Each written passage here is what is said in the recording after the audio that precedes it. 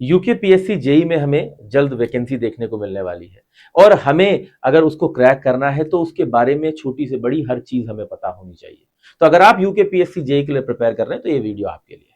देखिए, UKPSC JEE के लिए अप्लाई करने के लिए इसमें डिप्लोमा होल्डर आप होने चाहिए, यानी कि डिप्लोमा वाले बच्चे इस फॉर्म को भर सकते हैं। इसमें अभी ये एग्जैक्टली तो रिलीज नहीं हुआ है कि जो 380 386 वैकेंसीज बताई जा रही हैं जल्द से जल्द आपको देखने को मिलेगी, और ये कहा जा रहा है कि अगस्त के आखिरी तक या फिर सितंबर की शुरुआत में इसका नोटिफिकेशन जारी हो जाएगा। तो उसी उम्मीद के साथ हम आगे बढ़ रहे हैं। ठीक है।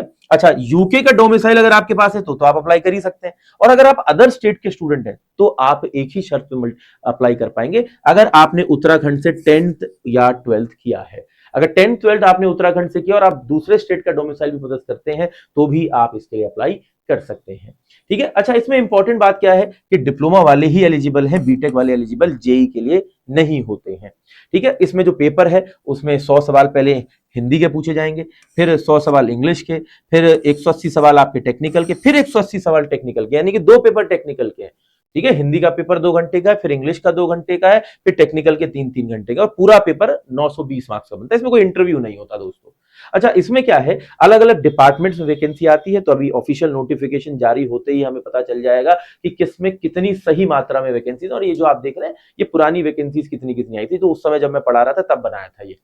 ठीक है। अच्छा, इसमें कुछ डिपार्टमेंट ऐसे होते हैं जिसमें कम से कम 18 साल मिनिमम एज मांगते हैं, किसी में 21 भी मांगते हैं। ठीक है, डिपेंड करता है, मैक्सिमम 42 है। ठीक है। तो अब यहां पर आप देखें तो जैसे रूरल वर्क डिपार्टमेंट 18 साल की एलिजिबिलिटी है, और वहीं पे इरिगेशन डिपार्टमेंट में 21 साल की। तो किसी डिपार्टमेंट में 18 साल है, किसी में 21 साल है। वो नोटिफिकेशन अभी ऑफिशियल जब जारी होगा तो हमें पता चल जाएगा। दूसरा, अगर आप देखते हैं, ठीक है, कि जो एप्लीकेशन फी है उत्तराखंड के अनरिजर्व कैटेगरी, ओबीसी और इकोनॉमिकली वीकर सेक्शन के लिए 172, ठीक है ना, और फिर नॉन उत्तराखंडीज के लिए भी यही है। फिर उत्तराखंड के जो एससी एसटी कैटेगरी में आते हैं बच्चे उनके लिए ये है, पीडब्ल्यू बीडी कैंडिडेट्स के लिए ये है। तो उत्तराखंड में जो एप्लीकेशन फी है वो तो ठीक है, बाकी पता नहीं कई कई जगहों में मैंने नोटिस किया 1-1 1,500 1,000 रुपए मांगते हैं, and that is not advisable. वो बिल्कुल गलत है, लेकिन हमारे उत्तराखंड में कुछ चीजें सही भी हैं। ठीक है। अच्छा, जो एग्जाम सेंटर है वो भी अपने उत्तराखंड में ही पड़ता है, हालांकि मेरा शहर भी इसमें इंक्लूडेड है, हल्द्वानी। ठीक है। फिर चंपावत, बागेश्वर, अल्मोड़ा, रुद्रपुर, पिथौरागढ़, देहरादून, हरिद्वार, रुद्रप्रयाग, श्रीनगर, तो लगभग हर शहर को कवर करता हुआ जो है एग्जाम सेंटर है। ठीक है, बढ़िया है। ठीक है। ये आपका हिंदी का सिलेबस है, ये आपका इंग्लिश का सिलेबस है, ये मैं आपको पीडीएफ के फॉर्म में अपने टेलीग्राम ग्रुप में दे दूंगा। ठीक है। पूरा सब्जेक्ट वाइज डिस्ट्रीब्यूशन अगर आप देखेंगे तो ये रहा कि किस पेपर 1 में कहां कहां से सवाल आ रहे हैं, किस मात्रा में आ रहे हैं, उसमें न्यूमेरिकल कितने थे टोटल में, जैसे 38 सवाल आपके सर्वे के हैं सबसे ज्यादा, और फिर उसमें 12 न्यूमेरिकल हैं और 26 कंसेप्चुअल सवाल हैं। ठीक है। हालांकि बहुत लंबे चौड़े न्यूमेरिकल्स नहीं आते हैं, एवरेज टाइप के न्यूमेरिकल आते हैं। ठीक है। और अगर हम अच्छे से तैयारी करेंगे तो नो डाउट कर लेंगे, बढ़िया तरीके से कर लेंगे। ठीक है। पेपर 2 तो भाई अपने उत्तराखंड के हिसाब से बना हुआ है, इरिगेशन, हाइड्रोलॉजी और एफएम, हमारे पास तो इसका बहुत यूज है।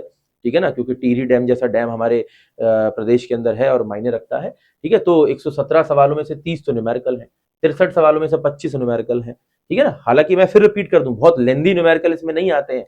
ठीक है ना, बहुत लेंदी न्यूमेरिकल नहीं है इस पेपर के अंदर, नो लेंदी न्यूमेरिकल्स, एवरेज टाइप के हैं। अगर हम सही अप्रोच के साथ प्रैक्टिस करेंगे तो इजीली कर लेंगे। ठीक है ना, और बाकी सिविल बाय शुभम सर पे मैं पूरी जान लगा दूंगा आप लोगों के लिए कि आप बढ़िया तरीके से प्रिपेयर करें, अच्छे तरीके से प्रिपेयर करें। बस इरिगेशन हाइड्रोलॉजी काफी डिटेल में कवर करना होगा। इतना इरिगेशन हाइड्रोलॉजी इतनी डिटेल में किसी और देश के एग्जाम में आता ही नहीं है जितने अपने उत्तराखंड में आता है।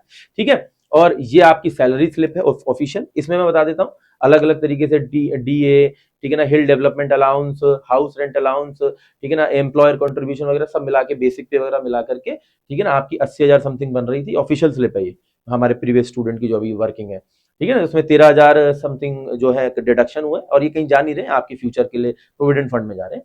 ठीक है। और आपको नेट इन हैंड 66,000 के आसपास जो है 67,000 के आसपास सैलरी मिल रही है। ठीक है।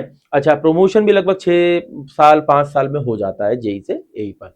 ठीक है। फिर वहीं पे क्लासेस की बात हो तो सिविल बाय शुभम सर को आप सब्सक्राइब करके रखिए, लगातार आप लोगों के लिए चीजें मैं कर रहा हूँ। ठीक है। और अगर आपके लिए प्रैक्टिस बुक रिकमेंड करूँ तो आईएएस मास्टर वाली बुक ले लीजिएगा।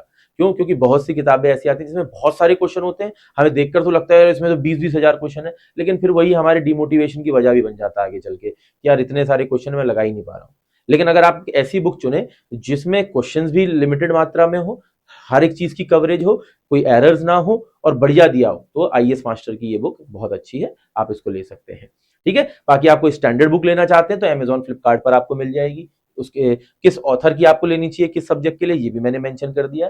अमेजॉन फ्लिपकार्ट पे उनका लगभग रेट क्या है आपको ये भी नजर आ रहा होगा, तो ये उन्हीं के लिए रिकमेंडेड है। हालांकि कॉम्पिटेटिव एग्जाम के लिए स्टैंडर्ड बुक्स रिकमेंडेड नहीं होती हैं। क्यों? क्योंकि आपको एक लिमिटेड टाइम फ्रेम के अंदर एग्जाम की अप्रोच के हिसाब से पढ़ना होता है, तो नोट से ही बेटर ऑप्शन है जो हम क्लास के साथ आपको देते हैं। ठीक है। बाकी आपको लगता है कि मैं किसी तरह से आपकी हेल्प कर सकता हूं तो आप भाई एक तो टेलीग्राम ग्रुप से पीडीएफ डाउनलोड कर लीजिएगा, लिंक वीडियो के डिस्क्रिप्शन में है। ठीक है, civil by Shubham sir official का। और आप डायरेक्टली ईमेल भी कर सकते हैं मुझे support@civilbyshubhamsir.com पर, और उसमें ये जरूर मेंशन करिएगा कि किस शहर से आप आते हैं उत्तराखंड के। ठीक है, और जानकर अच्छा लगेगा। और अपना कॉन्टैक्ट नंबर जरूर लिखिएगा तो मैं आपसे बात कर पाऊंगा, और अगर आपको कहीं ना कहीं जरूरत होगी मेरी तो पूरी तरह से आपके लिए जो भी हेल्प हो सकती है करेंगे, जी जान लगा देंगे, क्योंकि अब ये बात उत्तराखंड की है।